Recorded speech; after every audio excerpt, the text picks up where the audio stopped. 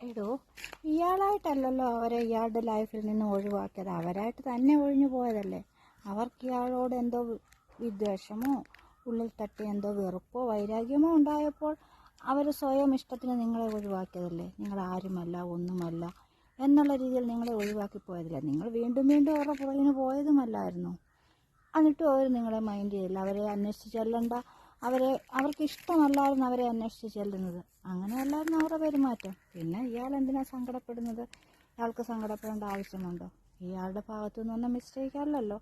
പിന്നെ ഇയാൾ അതോർത്ത് സങ്കടപ്പെട്ടിട്ട് എന്തെങ്കിലും കാര്യമുണ്ടോ?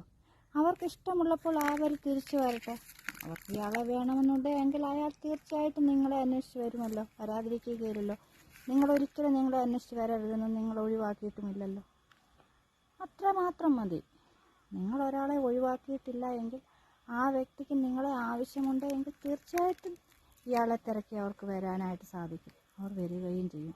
അവർക്ക് വേണമെങ്കിൽ. അവർക്ക് വേണ്ടെങ്കിൽ അവർ വരില്ല. അവർക്ക് വേണമെങ്കിൽ അവർ നിങ്ങളെ അന്വേഷിച്ച് വരും. ശരിയല്ലേ?